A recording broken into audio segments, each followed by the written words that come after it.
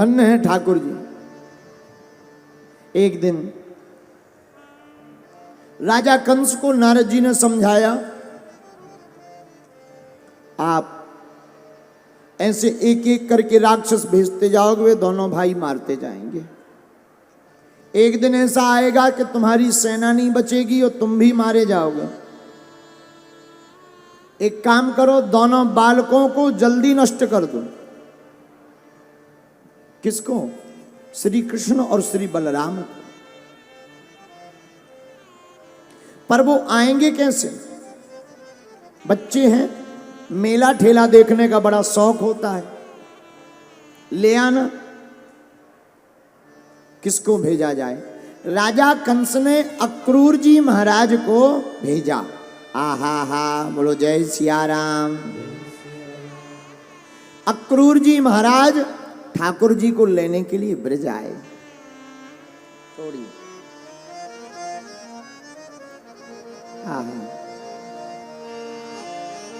सुबह के चले, शाम पहुंचे वृंदावन। रथेन गोकुलम प्राप्तः। सूर्य अस्त के समय जब पहुंचे, मन में विचार करते करते ददर्श कृष्णम रामम चा ब्रजे गोदोहिनम गतः गतौ ब्रजे गोदोहिनम गतौ पीति नीलांबर धरौ सरदेम्बुरुहेक्षणौ। शाम के समय हमारे कन्हैया दाऊ भैया गाय दोहने जा रहे थे, तब तक अक्रूर जी आ गए। चाचा जी कहते हुए हमारे कन्हैया दौड़कर अक्रूर जी के पास आ गए। चाचा जी आ गए, चाचा जी आ गए। बड़े प्रसन्न भई। अक्रूर जी महाराज दौड़ पड़े और जाकर प्रभु के पाद पद्मों में लिपट गए। ऐसा प्रेम उमड़ा कि भगवान छुड़ाने पर भी छुड़ा नहीं पा रहे। बार बार प्रयत्न करते हैं, बार बार उठाते हैं, लेकिन क्या बताएं। दाऊ भैया भी अक्रूर जी के चाचा जी के प्रेम को देख करके गदगद हो गई। हाथ की उंगली पकड़ी, ले आए घर पर। नंद भवन में आते ही सबसे पहले गाय माता का दर्शन कराया। देखो भैया, घर में पहले गाय माता रखी जाती थी और कोई भी अतिथि घर पर आता था ना, तो पहले गाय माता का दर्शन कराते थे। क्यों? गाय माता के दर्शन से गली की अलाय बलाय जो भी होती ना, सब दूर भग जाती। बोलो जय श्री राम, जोर से बोलो ना। भीतर अंदर ले गए भगवान, अंदर ले जाकर स्वागत किया। देखो नियम है, घर में कोई भी आवे ना, पहले स्वागत करो। हम लोग ना घर में घुसते ही पूछ लेते, किस लिए आए हो, कितने दिन रहोगे? अरे भाई आने दो, बैठने दो। भगवान ने पहले स्वागत किया।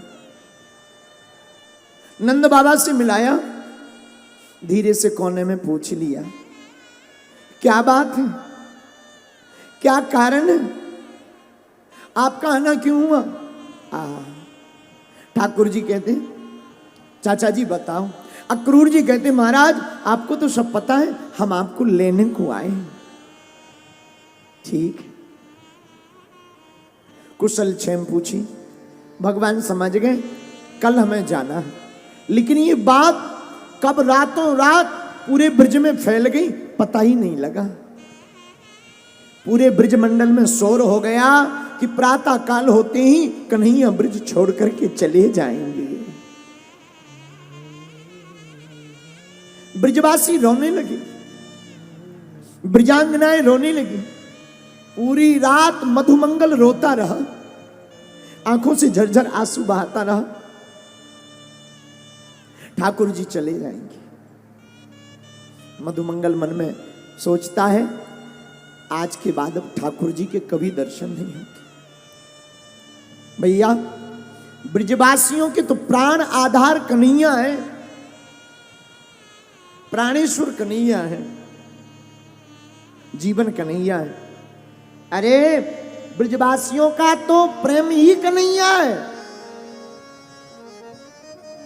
और प्राण भी कन्हैया है। धन्य है ब्रजवासी जिन्हें कन्हैया का नेह प्राप्त हुआ। ये सबको नहीं मिलता, ना ना ना।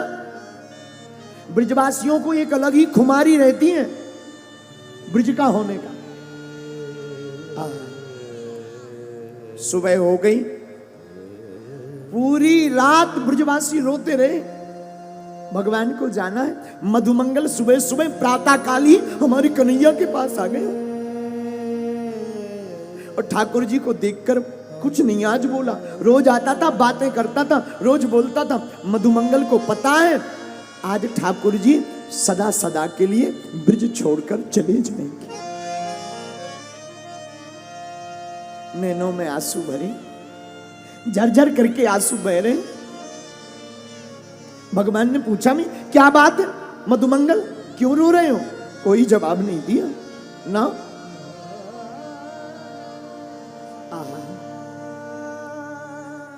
भगवान समझाते ने, ब्रजवासी मुंह टेढ़ा करें और फिर झरझर करके आंसू बहा दे।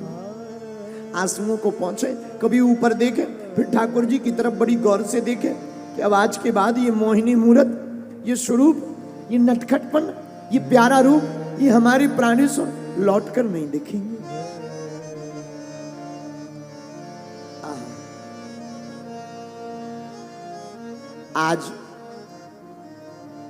आज से कन्हैया का और ब्रजवासियों का 100 साल का वियोग हो रहा है। अब सभी ब्रजवासी हमारे कन्हैया 100 साल बाद मिलेंगे। राधा रानी आई मिलने। राधा रानी को पता लगा कन्हैया जा रहे हैं, राधा रानी मिलने आई। आज हमारी श्री प्रियाजू वृंदावन में यमुना किनारे खड़ी हो गई, बात नहीं की। ठाकुर जी गए अपनी वही लीला करते हुए। ठाकुर जी ने कहा राधा, श्री राधा जू। किशोरी जी कुछ बोली नहीं ना, आंखों ही आंखों में बात होती है। आज एक बात बोले, जिनसे प्रेम होता है उनसे बातें कम होती हैं, आंखें ज्यादा बोलती हैं।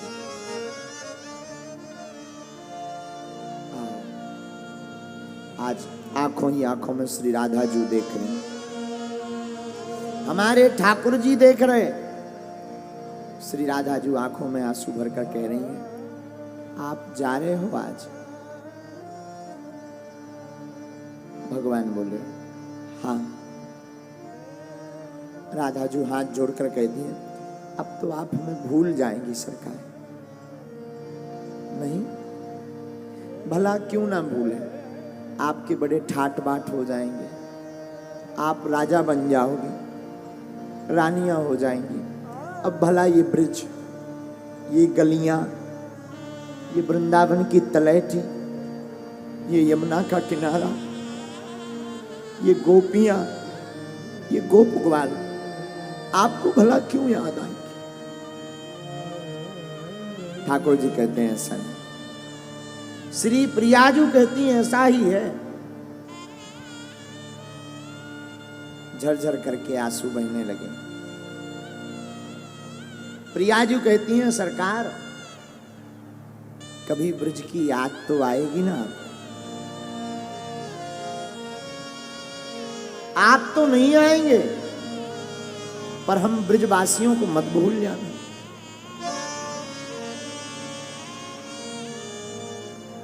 आपको तो लाखों लोग हैं, पर हम ब्रजवासियों को केवल एक आप ही है।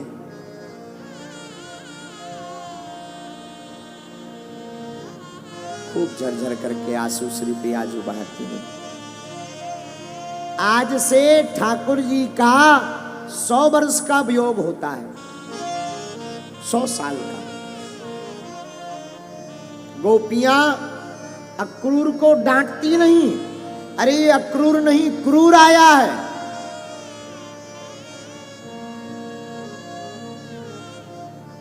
ये कथा ना बड़ी मार्मिक है। इसलिए केवल हम स्पर्श कर लेते हैं, क्योंकि इस कथा में बहुत ज्यादा गहरे उतरेंगे ना तो फिर बाहर निकलना बड़ा मुश्किल हो जाएगा। भगवान अंत तो गत्वा ब्रज छोड़ करके जाने लगे। मथुरा में जाने के लिए रथ पर बैठ गए। रथ पर बैठे तो ब्रजांगनाएं रथ के सामने जाकर लेट गईं। आपको जाना है तो जाओ, लेकिन एक बात याद रखो, आप तभी हमारी आंखों से ओझल हो सकते हो जब आप हमारे प्राण ले लो, वरना आप आंखों से ओझल नहीं हो सकते। अक्रूर जी ने ब्रजांगनाओं का प्रेम देखा तो अबाक रह गए। धन्य है ब्रजांगनाएं जो इतनी प्रीति ठाकुर से करते। धन्य है ब्रज की गोपियां, धन्य है श्री राधाजू जो हमारे सरकार से इतना स्नेह करते। रथ चल पड़ा। यमुना जी में भगवान ने अक्रूर जी को दर्शन दिए और मथुरा भगवान पहुंच गए।